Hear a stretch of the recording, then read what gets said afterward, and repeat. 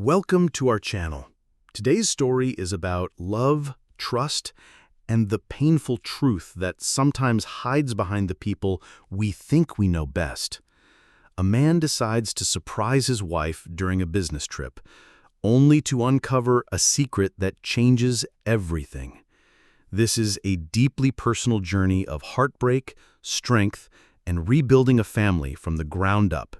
Grab your headphones, settle in, and enjoy the story. I love my wife. So while she was away on a business trip, the kids and I decided to surprise her by flying out to visit.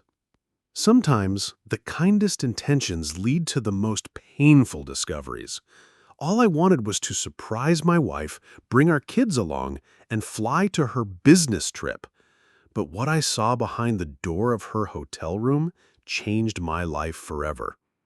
My name is Michael Andrews. My friends call me Mike.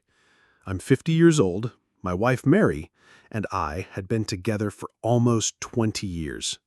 We have two kids, our 15-year-old son, Tony, a smart and quiet young man who seems to grow up faster than I can keep up with, and Sophie, our 10-year-old daughter, who still believes her dad can pluck a star from the sky.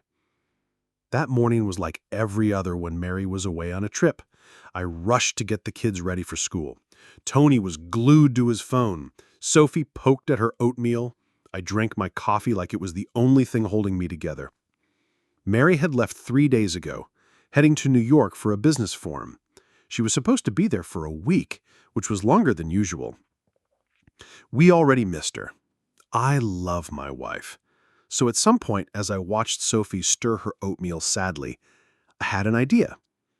What if we visited her ourselves? Sophie looked up. Really? Just go to see Mom? I nodded. Imagine how surprised she'll be.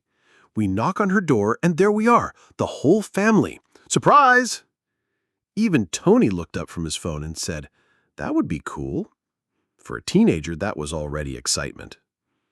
I immediately called work, took a day off, excused the kids from school, and booked 3 tickets to New York. All I could think of was Mary's face. Shock, tears, joy. We hadn't done something like this in a long time. A real family gesture, something kind and sincere. I tried calling her. No ringtone, straight to voicemail. Strange, but she's often in meetings. I texted her. "We miss you. Kids are asking when you'll be back. Love you." No response. That evening, while putting the kids to bed, I called again. Still the same. Deep down, a sense of unease began to grow. But I pushed it aside. It was a major conference. She was probably buried in work. She's one of the top consultants, a real shark in a business suit and heels. "Do you think Mom will cry when she sees us?" Sophie asked, hugging her plush bunny. "Maybe, sweetie. It'll be the best surprise," I said, kissing her forehead. I had no idea how wrong I was. The real surprise wasn't behind her hotel room door. It had already made its way into her life. Soon we arrived at the Marriott Hotel in New York, where Mary was supposed to be staying. As I stepped into the grand lobby with its marble floors and dim lighting, I felt a bit more at ease. Everything around spoke of comfort and class, as it should for a woman of her caliber. I approached the front desk, where a young receptionist greeted me with a professional smile. "Good evening. How can I help you?" I tried to stay calm. "Hi, I'd like to check in and also find out which room my wife is staying in. Mary Andrews." She quickly typed on her keyboard. After a few seconds, she said, "Mary Andrews is registered in room 718, and your reservation is for room 732, so you're on the same floor." Relieved, I asked her to call up to Mary's room. But after a moment, the receptionist looked up again. "I'm sorry, sir, but that room is booked for 2 guests. The reservation lists 2 occupants." The words stuck in my throat. 2 guests? I thought. My hands clenched into fists, but I tried to stay composed. Probably a colleague trying to save on company expenses, I told myself. Still, something didn't feel right. I paid for our check-in and got 2 room keys. Tony and Sophie were waiting for me on a comfy sofa in the lobby, their faces lit up in anticipation of seeing their mom. I took a deep breath. I had to find out what was going on as soon as possible. Without wasting time, I walked toward room 718. The hallway lights shimmered from the chandeliers, and the silence only amplified the growing tension inside me. My hands trembled as I knocked on the door. No answer. I knocked again, looking around nervously. Then I heard faint footsteps and a quiet voice through the door, but instead of a warm greeting, I only heard soft steps and gentle laughter, something unsettling. I dialed her room. "I'm outside your door. Please open up." At that moment, the door slowly creaked open. Mary stood there in a robe, slightly disheveled. Her hair fell loosely over her shoulders, and her face showed mixed emotions, surprise and a hint of fear. "Mike, what are you doing here?" she asked quietly, stepping back. Her voice carried a confused and slightly annoyed tone. I tried to contain the storm rising inside me and explained that we had come to surprise her. The kids were so excited. Her expression changed the moment she heard me say the kids were there. Her eyes dropped, and I saw another pair of shoes inside the room, evidence of someone else's presence. Then she whispered, "Mike, let's talk alone." I stepped back. My mind raced. How could it be that the door opened and there was already someone else inside her room? I saw guilt flash across her face, though she tried to cover it with thin layers of excuses. As we walked away toward a more private corner of the hallway, a feeling of irreversible change grew stronger in my chest. It was the moment when happiness and hope turned into cold, aching reality. I stood in the hallway across from my wife, in a robe, her eyes darting, her words carefully measured. "Who is in your room, Mary?" I asked, quietly but firmly. She stepped back like she hadn't expected a direct question. Then, from behind her, a man appeared, tall, about 40, wearing an unbuttoned shirt, hastily fastening the buttons. "Everything okay, Mary?" he asked. My mind slammed shut like a door. Mary? Only I called her that. "Who are you?" I asked, struggling to hold back rage. He looked nervous, extended his hand, then pulled it back. "My name's Tim. I'm from the New York branch. I didn't know she was married." My heart dropped. I looked at Mary. "You didn't tell him you had a husband? That you have kids?" She said nothing, just stared at the floor. And that's when I saw the last pieces of her inner shield collapse. "It was a mistake," she whispered. "Just once." "Really? He just randomly ended up in your bed?" I said coldly. She lowered her head. "The kids were in the hotel. Sophie asked if Mom would cry from happiness when she saw us. And you? You didn't even answer your phone." Tears welled up in her eyes. "I need to get dressed. I'll come to your room." I turned toward the elevator, but before I pressed the button, I stopped. Was it the only time? She didn't answer immediately, and that silence was enough. I nodded to myself. "Got it." When I returned to our room, Sophie jumped up. "Dad, did you find Mom?" Yes, she'll be here soon," I said with difficulty. Tony looked at me carefully. He understood everything without a word. I smiled at Sophie. "In the meantime, let's order food. Burgers, fries, what do you say?" "And cake," she exclaimed.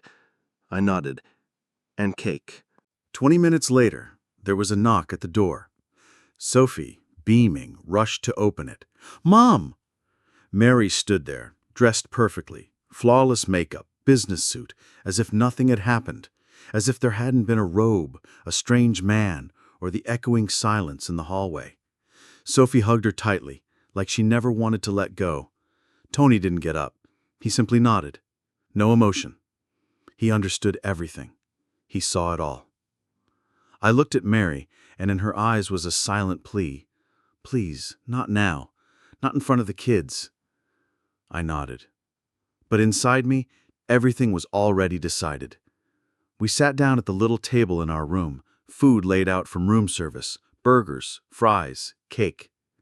Sophie talked non-stop about the flight, her favorite travel pillow, how Tony helped choose the hotel. Mary nodded, listened, but I could tell she wasn't fully present.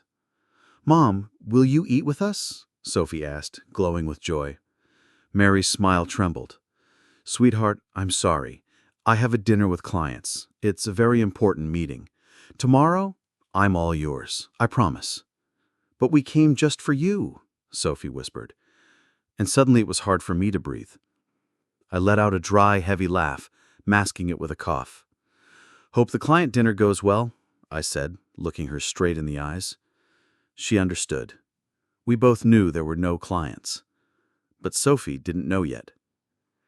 After Mary left, Tony stayed quiet. But his gaze burned through me. He seemed to be studying how far I was willing to take this charade. "Dad," he said, laying down his fork. "She's cheating on you, right?" I froze, looked at him, at my son. The boy who, in that moment, had become a man. "Yeah, I think so." He nodded. No tears, no yelling, just a fact. And that was the scariest part. "How long has it been going on?" "I don't know, but it feels like the first time." We went for a walk along the waterfront. Sophie, as always, was full of wonder. Everything around her seemed like magic. Tony walked beside me in silence. Then he suddenly said, "Don't tell her. Not yet. Let her keep believing in Mom for a little while." I nodded. "I promise." He bumped my shoulder with his, like a man. Almost a hug. In that moment, I knew we would be okay. Him and me and Sophie. No matter how much it hurt, we would survive. When we returned to our room, Sophie was already dozing off on my shoulder. It had been a long day. Tony walked next to me in silence, his hoodie up like he wanted to disappear from the world. I pressed the elevator button. The doors opened, and there she was. Mary. Arms crossed, lips tight, eyes tense, like we were the ones who had something to explain.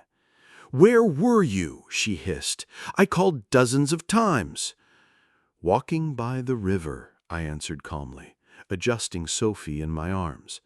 "Left my phone in the room." Tony walked right past her, opened the door, didn't even glance her way. "What did you tell him?" she hissed once we were alone in the hallway. What he already knew. I didn't lie. "You had no right to talk to him without me. And you had no right to do what you did." She stepped back. I walked past her without waiting for a reply. Later, when Sophie was fast asleep and Tony lay on the bed staring at the ceiling, Mary tried again. "Mike, can we talk?" she said. "Just 5 minutes without the kids." Tony didn't even turn his head. "Go. I'm not sleeping anyway." We left the room and walked to hers. That same room, where it had all happened. I didn't sit down. I stood by the wall. The room was cleaned up, bed made, as if nothing had ever happened. But the air still new. "Tony hates me," she exhaled. "He doesn't hate you. He just understands now." She sat on the edge of the bed, that same bed. "I don't know what came over me," she said. "It all just built up." We became strangers. You're always at work, always with the kids. So you're saying it's my fault? No, I don't know. She buried her face in her hands. It was a mistake, again with Tim. She looked at me and didn't lie. Yes, 3 times. I turned to the window. 20 years, all flushed down the drain for a fling, for the thrill, for the feeling of being a new Mary. She said nothing. You told him you weren't married? Yes, she whispered. And in that moment, I understood everything. I couldn't go on like this. Not because I hated her, but because I didn't believe her anymore. And without trust, there's no family. So what now? She asked, sitting on the edge of the bed like a schoolgirl waiting for detention. I looked at her, the woman I had lived with for 2 decades, the woman I had once loved beyond reason, the mother of my children, and a complete stranger. I said, "We're leaving in the morning. I'll buy the earliest tickets I can." You're taking the kids? Yes. Home. She nodded. Like something inside her finally broke. No more resistance. I don't want to lose them, she whispered. It's too late, I said softly. You already did. She tried to say something, but couldn't find the words. I walked out, leaving her sitting there in silence, hands resting in her lap. I didn't slam the door. I just left. The next morning, we were standing at the airport. Sophie was holding Mary's hand, not understanding why Mom wasn't flying back with us. "Will you come later?" she asked, looking up into her eyes. "Yes, sweetheart, soon," Mary lied gently. Tony didn't even come over to say goodbye. A 1-second hug, no eye contact, like it was just a formality now. On the flight, Sophie fell asleep on my lap. Tony stared out the window. As we began our descent, he suddenly asked, "Dad, are you and Mom going to get divorced now?" I took a deep breath. "I don't know, Tony. Maybe. But no matter what happens, you and Sophie and I were still a family. Always." He nodded. "You're doing the right thing. We deserve better." Those words hurt like a knife, but also gave me strength. I shouldn't have felt so much pain, but I did. 3 weeks passed. We were sitting in the kitchen, just me and Mary. Divorce papers lay between us. She looked at me, for the first time in a long while, without makeup, raw, disheveled, tired, and unfamiliar. "Will you ever forgive me?" she asked. I thought about it, long and hard. For the kids? Maybe. But I didn't believe myself. Some things can't be pieced back together. She signed, placed the final period. I walked her to the door with my eyes, and for the first time since that night, I felt a strange peace. The pain was still there, but alongside it came freedom. I knew we'd be okay, the kids and I. We were still a family, even if someone had chosen to step out of it. Months passed. Our house is quieter now, but in that quiet, there's more truth, more honesty. Tony has become even more reserved, but I see how he's grown, how he's become a pillar of strength. He helps Sophie with homework, fixes the bathroom shelf, reminds me to turn off the stove. He's matured beyond his years. But deep inside, he's still that boy who just wanted his family to be real. Sophie didn't ask questions for a long time.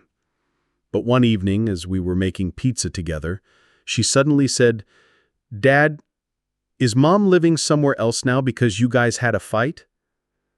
I set the spoon down, looked at her, and knew I couldn't lie. No, honey, not just a fight. Mom made a mistake. A big one. We're not husband and wife anymore. But you're still her daughter and mine. Will you ever be together again? No, sweetheart. But Tony and I, we're always here. Always with you. She nodded silently. Didn't cry. She just walked over and hugged me. I'm glad you don't lie, she whispered. Mary lives in a downtown apartment now. We speak rarely, only about the kids. Polite, cold. Tony still barely talks to her. He can't. Not yet. Sophie visits on weekends, brings flowers, drawings, and each time she comes back, she's just a little quieter. I don't push her. I just wait until she wants to talk. And every time she laughs again, I know we're on the right path. Some evenings I sit with tea by the window and wonder, how can you live with someone for 20 years and one day realize you don't know them at all? But then I hear Tony playing music in the kitchen, Sophie giggling at a cartoon, and I realize I know the most important thing. I didn't lose myself. I didn't lose my kids. And everything else? We'll rebuild it. From scratch. No lies. No betrayal. Just truth. Thank you for listening. If this story touched you, let us know where you're from and how old you are in the comments. We'd love to hear from you. Until next time, take care of your loved ones and take care of yourself.